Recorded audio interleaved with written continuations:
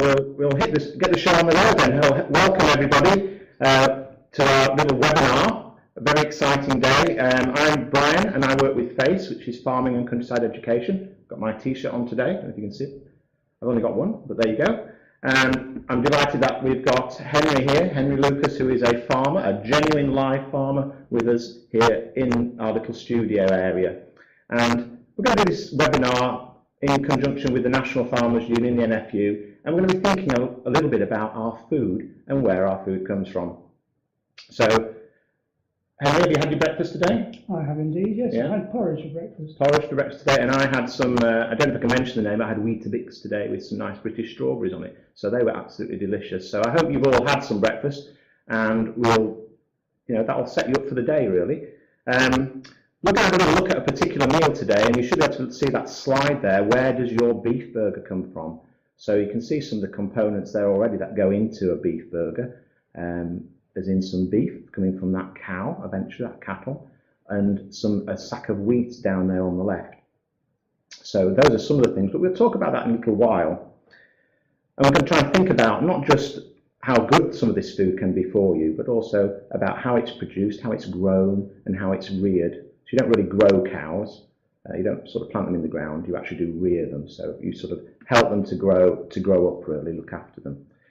Now, at FACE, we try and have a bit of fun sometimes. So we've had a comedian, Bill Bailey, make a little film. He went down onto a farm to see what went on there, and he took some children from London. And I don't know if any of you are watching from that area of the country, but he took some school children from London down onto a farm to see if he could find out a bit more about where food comes from. So we'll show you that film just now. So enjoy. Isn't it a shame these days that kids don't know where their food comes from? In fact, almost a third of kids in England don't know what bacon's made of. Old MacDonald had a farm. And on that farm he had a... Morning, class. Good morning. My name is Bill. Here, there, everywhere. Old MacDonald had a farm. Now, can anyone tell me, where does a horse come from? A horse comes from an egg. And if you were to sit on that all day long, at the end of the day, it'll hatch out into a pony. Right. Here, there, everywhere. Old MacDonald had a farm. Right, well, you bought that one for strawberry, that one for chocolate, and that one for vanilla.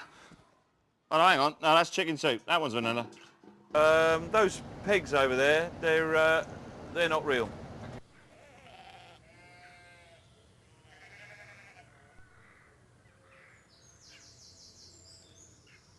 Now, you've broken it. Broccoli comes from a pig. Now, it looks like it's trumped it out, but actually, no. It's come from a secret compartment at the back of the pig. It's so secret, look, the pig doesn't even know. The pig's thinking, what's that? Here, there, and there. Here, everywhere. At FACE, we're helping kids reconnect with farming and agriculture. Find out how you can get involved at www.face-online.org.uk. I know where my food comes from. Do you?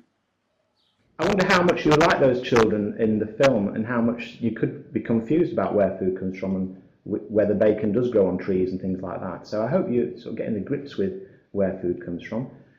There's a lot of farming goes on in the UK, and we've got a little bit of a poll question coming up here for you now. So a little poll for you to have a little go at. We've got some fractions there, so I hope that's not too scary on a morning. You might have already done a bit of maths early on. And it's really to think about how much of our countryside is set over to be farmland. Sometimes if we live in a town or city, like most of us do, we don't really realise how much farmland's there. So our poll question is, approximately how much of Britain's land area do you think is farmland? And there's a few choices there for you. If you look at the one in the middle, with half shaded in light green, do you think half of Britain is farmland? Or do you want to go a little bit more or a little bit less? You could go, it's going to the left, you could say, well, 2/3 is farmland, or 3/4 is farmland. It's quite a lot. Or if you went to the right from the halfway circle there, the little pie chart, you could think, well, it's only a third, or surely it's only a quarter. So if you want to have a little go at that poll now, see what you think. How much farmland do you think? I don't know, Henry, if you've got any ideas. I do, yes, Yeah. I think I do, yes. So I'll give you a few moments to sort of decide what you think as a class. You could go straight down the middle and say a half, or a little bit more, come to the left and maybe vote for 2/3 or 3/4, or if you think we're really pulling your leg and there's hardly any farmland, only a quarter of Britain is farmland, then go for that one over on the right. Okay? Now, if you're right, I shouldn't really say extra playtime or anything like that, but I'm sure your teacher will be delighted if you've got the right answer. I'm going to ask Henry if he thinks he knows what the answer is and to tell us. I think it's 3/4, Brian. Okay, so if we go to our next little slide, we'll see our answer then. Quarters. And that's a picture, quite a beautiful picture of farmland in the background there. Not only can you see the patchwork of fields, some of them in light green, which might be grass growing or could be crops, wheat and barley, things like that. But you've also got that strings of hedgerow stretching all over the countryside, and we've got an awful lot of hedgerow. In fact, we've got so much it would go to the moon and back. That's how much hedgerow farmers look after in our countryside. It's about 500,000 miles of hedgerow. So as well as producing our food, farmers are great at managing, looking after the countryside. Right, so well done if you got the answer to that, 3/4. We'll go back now and have a little look at that beef burger meal that we had there. So I don't know if that's one of your favourite meals. It's certainly something I enjoy from time to time. And a lot of people say, oh, you know, they talk about junk food a lot. You hear this said, but you know, all foods in the right quantity can be fine and part of a balanced diet. And on that slide, you've got the Eat Well plate at the top left there. I'll try and drop a little arrow on this to show you. My little green arrow there. So that little plate there that's pointing at there, that's the Eat Well plate, which shows you the proportions of things you should have. And if you go down to the meal itself, the burger meal, you can see there's lots of the things that come out of that Eat Well plate in there. So you've got some nice lean mince, which makes up the burger, great protein source. You might want to sprinkle a bit of cheese on that, again, which is a dairy product. And of course, very important to make sure you have some of the hiding around here, some salad, fruit and veg, very important part of your diet as well. Now then, I wonder if there's anything on that plate I've forgotten to mention. Henry, did you notice the product I didn't mention, part of the meal? The bread, Brian, I think, is that right? It is the bread. I forgot to mention the roll, of course. You've got to have a roll to eat your burger in. So that's really what we're going to focus on a little bit now, because the roll is made from, I hope you all know, it's made from bread of some sort, and there's a few different varieties of bread.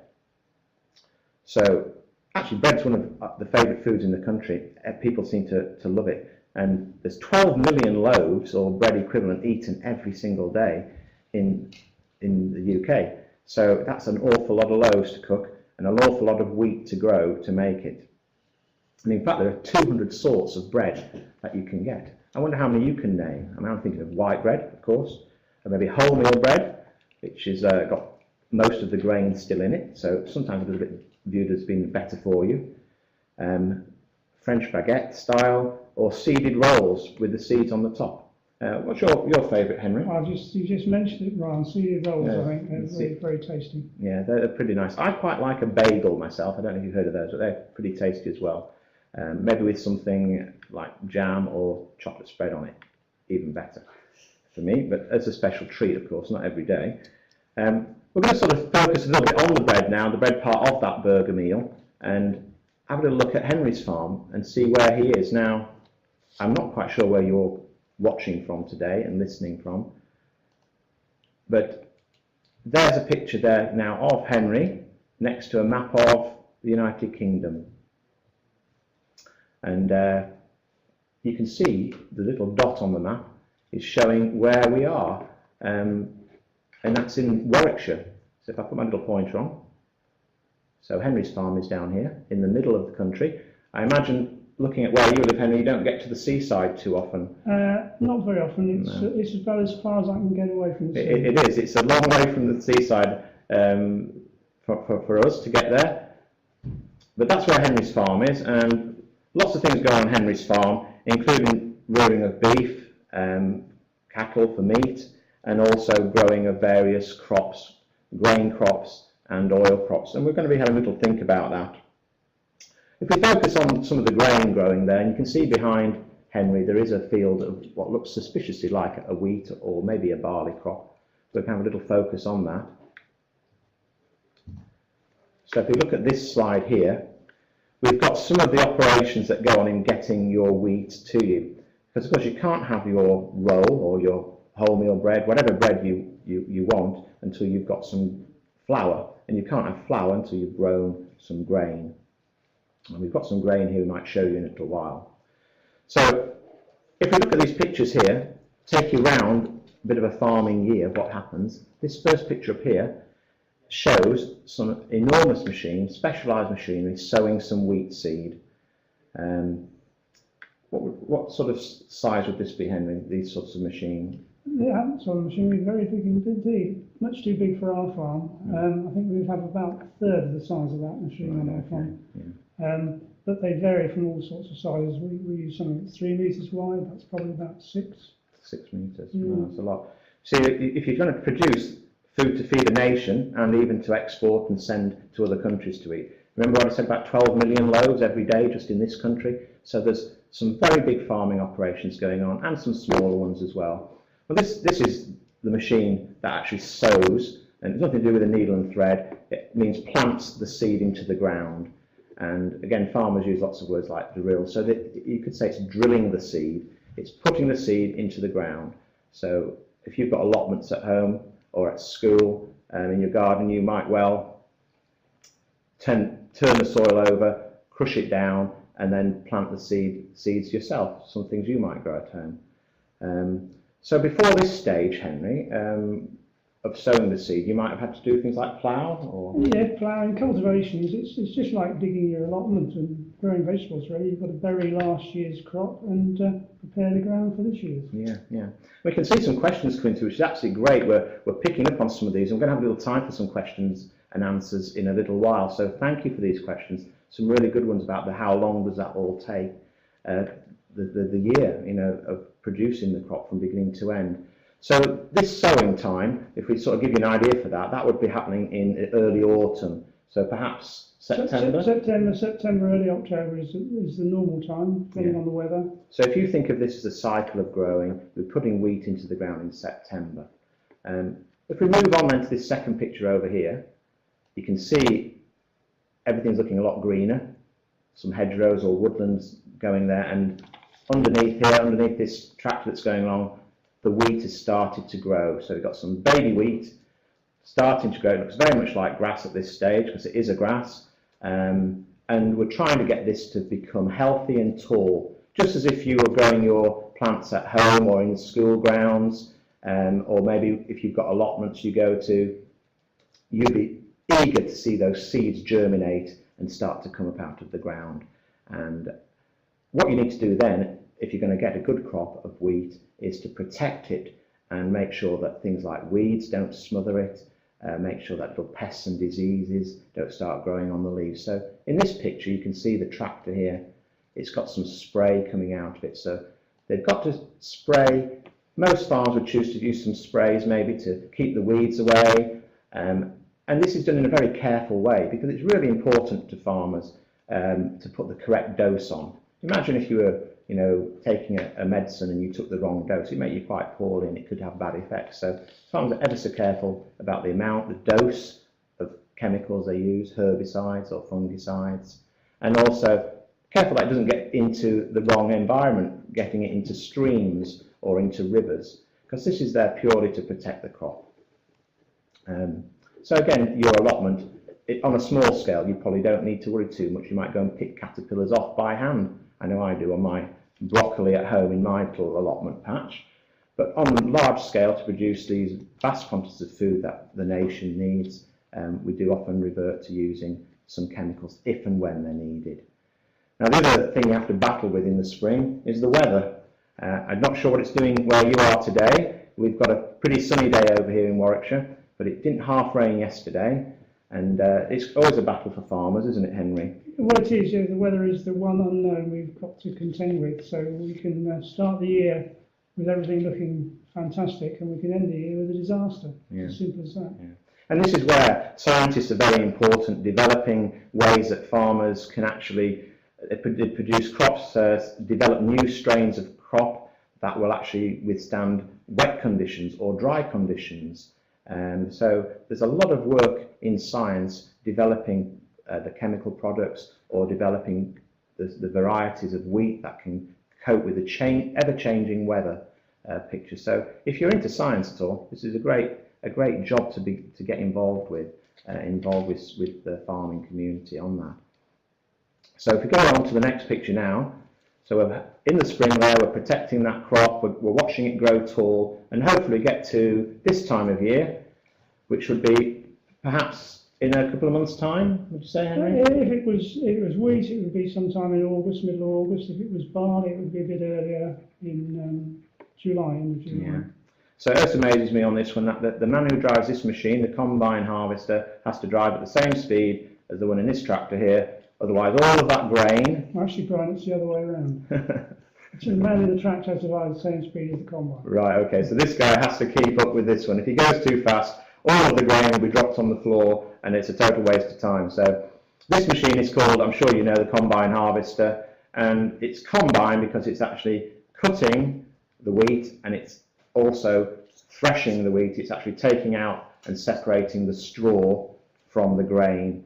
The grain obviously is going to go off to the mills, and then the straw can be rolled up, similar to the next picture here, and that will be used for animal bedding. So there's never any waste in agriculture. It's really trying hard to make sure there's a cycle of nutrients, a cycle for all of the crop parts. So straw, very useful, very important in livestock production as well. So that's sort of the year. Starting back in that first picture there, when we were in autumn time, and go all the way through the spring there, into harvest time in August, and then that's at the end perhaps of August, September, ready to start back and go back again and start all over again. So I hope that makes a bit of sense. It's perhaps amazing to think how many people are involved in this process, because you think, well, it's just the farmer, but really you've got the people who make the machinery, the engineers, you've got people who develop the protection chemicals that have to be used from time to time.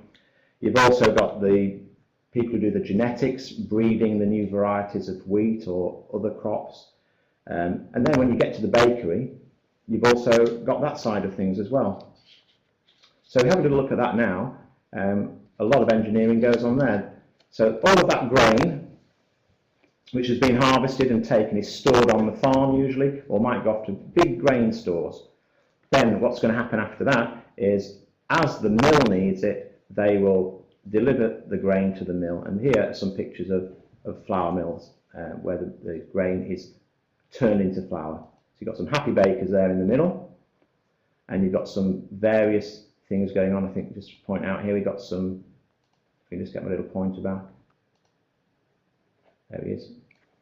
You've got some what looks like massive bags of flour. So if it's not going to go to it might go to the mill. They might even bag it up and send it to the supermarkets as well for you to buy and turn into your pizza bases and biscuits or whatever you're going to cook at home. At the mill here, we've got there's some ovens at the back here and some incredible bits of piping that, to be honest, I'm not sure what they are. I imagine they're using a vast amount of water, clean water, to make bread. So again, it's got to be kept. It's quite a sort of factory process, and lots of engineering goes into this. Absolutely brilliant. So that's in the mill. Now we've got some flour to show you here, if I can find it. Have a look. So here's some I bought earlier, and you'll see, just like in the background there, this is some plain flour. It's got a Union Jack on it. And quite often you'll see on British produced things this sign here, which is meant to look like a tractor. and this is the red tractor logo. So if you look out for this sort of logo, you'll know that your flour that you're buying has been produced on a British farm, and that's meant to give an assurance about that things are being done properly, like going back to the way the grain is stored, the way it's produced. If it's on an animal product like beef, it'd be that the animals are being cared for properly and things like that. So it's to make sure when you buy it, you can feel assured that people have done a good job with it. They haven't done anything a bit strange and maybe done something which could either hurt you or be harmful to the environment. So look out for that when you're buying it. But it's on all sorts of products. It's got it on flour here with the Union Jack there. But if I go to the back here, you'll find it on things like your breakfast cereals. So there's a little tiny one down here. I can get up to the camera. There we go. Just very tiny down here. I don't know if you can pick that up even, but that's a little red tractor there. But it's even on things like your dairy produce as well. So here's a little tub of cream, and when I search for it, there's a little tractor down there. I think you're not going to just about see that. There we go, right at the bottom there. So look out for those. Okay, so lots of people involved, lots of different sorts of work, lots of science, engineering, and logistics. That means getting things from one place to another. I think it's about time though, Henry, we had a look down on your farm though and see exactly what goes on the farm to see these things. So we've got a little film coming up now, which you can enjoy, which is a bit of a farm tour. I mean, if you could all get to the Midlands and get to Warwickshire, we could show you around, but this is the next best thing. So we took a bit of a film crew out and we'll have a little look at the farm that Henry works at. So enjoy.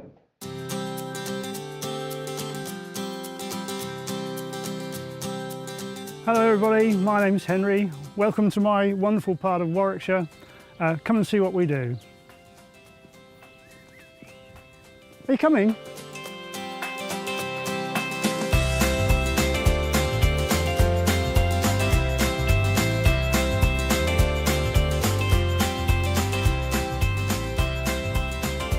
Hey, I'm here! This is one of our fields of barley. And this, when it's golden yellow, will be ready for harvest. Now, barley is a food for you and for our animals, and it's malted. So malted milk biscuits, anything with malt in its name, lemon barley water for instance, and even beer.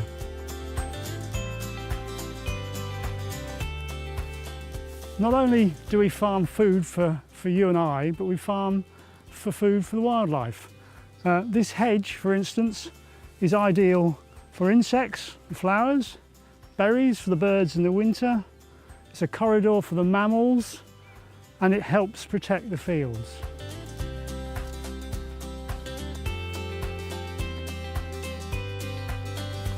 Oh, there you are.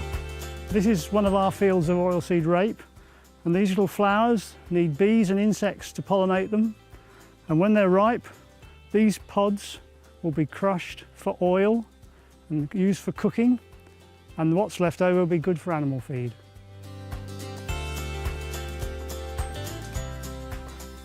These are our cattle, and they eat our grass. They're outside in the summer, and in the winter they eat what is known as silage, which is pickled grass. These animals are about 15 months old. They come on the farm at 3 months and they leave at about 21 months, and then they will become your beef burger, your mince, your steak, and your roasting joint, which goes very nicely with roast potatoes and Yorkshire pudding. Right, we've got more to see. Come on.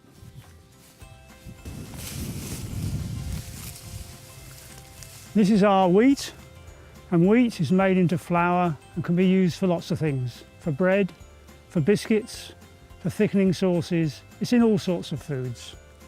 Now, this field is 10 hectares in size, and if it was made into bread, you get around about 200,000 loaves out of this field.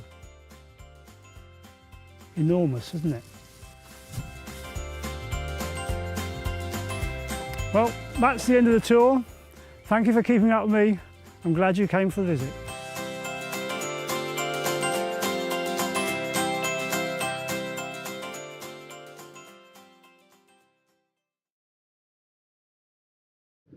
Well, amazing. I couldn't really believe that, Henry. 200,000 loaves from that 10-hectare field. Quite staggering, isn't it? It's amazing to think that. Now, we were thinking, how many sorts of food did you actually spot that are grown on Henry's farm? What sort of foods are there, Henry? Well, there are an amazing number of foods, really, because the crops we grow and the animals we rear can be made into lots of different foods. We're also growing food for wildlife as well. The enormous farm is just an enormous food production source. Yeah. I mean, some people say it's like a massive place where food is produced, but it's also like a big nature reserve as well, and you're trying to keep those two things working happily together. So it's great to see those, hedgerows and lots of what we call margins on the edges of fields where wildlife can benefit whilst we're actually producing our crops. Now, it's great, we've had loads of questions coming in, so we're going to try and tackle a few of these now, Henry, for you, and see, we've got them grouped out here. But one of the most important questions, I suppose, from Henry's point of view is, do you enjoy your job? Well, the first answer is yes, I do, but some days a lot more than others. A nice sunny day as today, fantastic job. Yeah. When it's pouring rain and it's freezing cold, not quite so keen. I mean, some of the children have suggested you must have fun driving a plough. Driving a tractor with a plough on the back. Yes, sometimes. I wouldn't want to do it every day of the year. No. It's like anything, isn't it? It sounds great, but if you do it every day, it can sometimes become a bit dull. But I'm sure it sounds dead exciting to you driving a tractor about there. I sort of quite enjoy it, but I don't get to do it very often. I don't think that it's the variety that's the key to enjoying the job. Yeah, lots of different elements to working with it. I mean, there's a question here, why did you want to be a farmer in the first place? Is that something I don't know. I grew up, I've grown up on a farm. I've always worked on a farm. It's just something I wanted to do, I suppose. You just don't think about it very hard. Yeah. And I think it's just marvellous being working in the countryside. It's just a lovely place to be. It's not always bright and sunny. The bad weather at times, you wish you were doing something else on those days when you have to work despite the weather, and that can make it difficult with production of food when the weather's really bad. I have to be outside, I think, that's the key. Yeah. I mean, people ask how many different animals you've got as well, because animals are great. I'm sure lots of us have pets at home, but I mean, I know the farm animals are not your pets, but how many different sorts of animals do you have there? We've got cattle, we've got some chickens, we've got a few horses. My son's got a dog. I think that's about it. Yeah. So you've got some pets as well as the farm animals, yeah. And another question, really importantly, because things have changed so much over the years, is how many people actually work on your farm? Well, actually, day to day, one or one and a half. My son does most of the farming these days.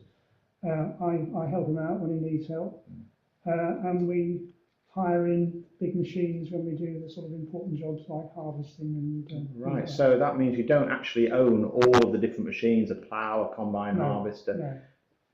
Farmers work, and there are people who are not farmers, but they're called contractors who you might use to do some of the jobs. Those specialised machines would cost maybe a lot of money. So sharing jobs, working together, gets the job done, really. Yes, that's so. Now, there's some more questions here, a few coming in about knowing about where your food goes to. So the food that you produce, Henry, whereabouts? Do you know where some of that goes? Yeah, well, all our beef cattle go to Waitrose supermarket. They all go there. Our oilseed rape and our wheat go. Basically, depends on the quality, and that's all dependent on the year. So it depends on the quality of the product as to where it can go.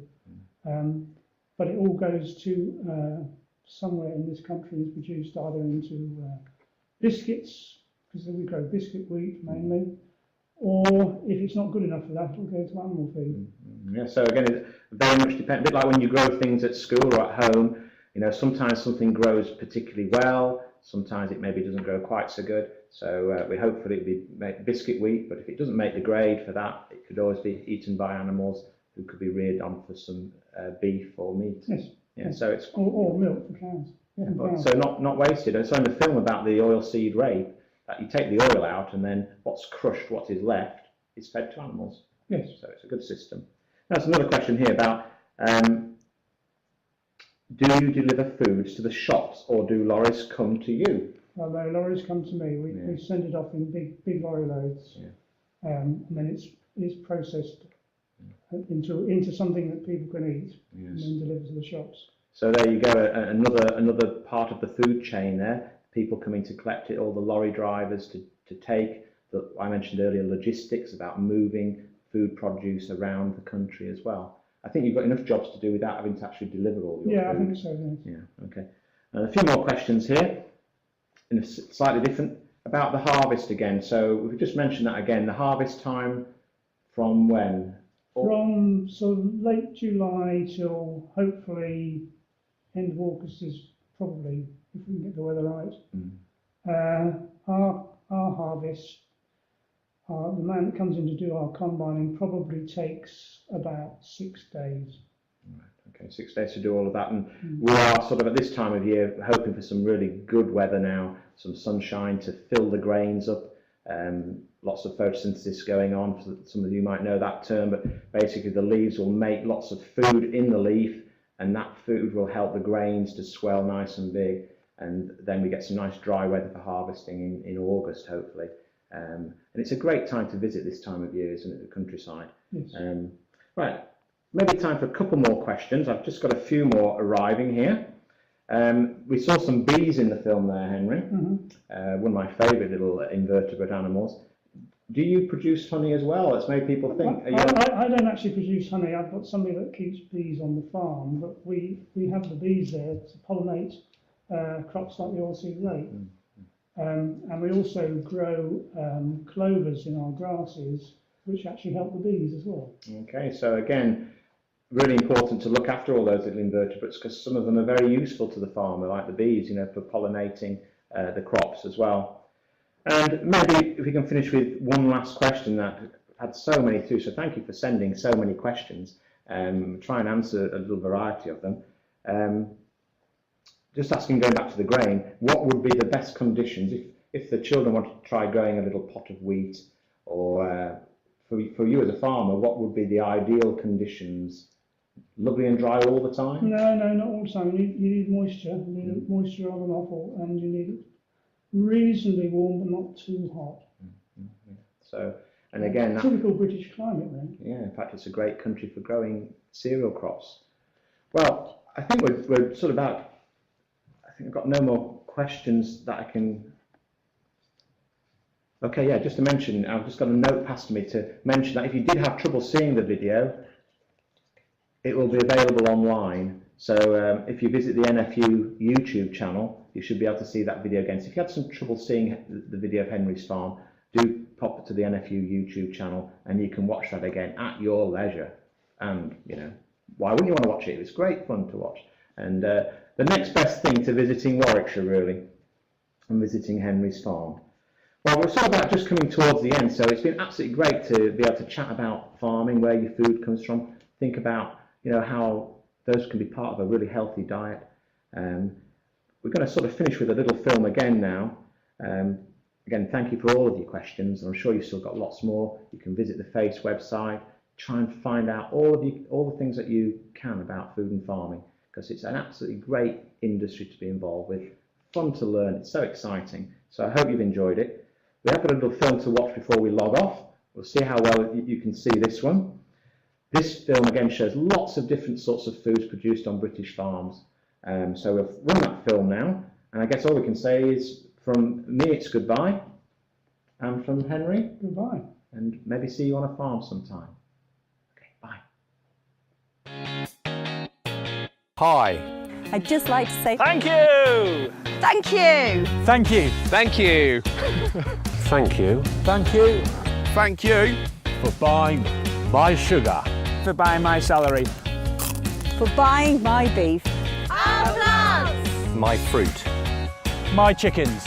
My pak choy. My sprouts. My energy. Our milk. My pork. Our apples. My cereals. My lamb. My potatoes. Our hops. And above all, thank you! Thank you. Thank you. Thank you. Thank you. Thank you. Thank you!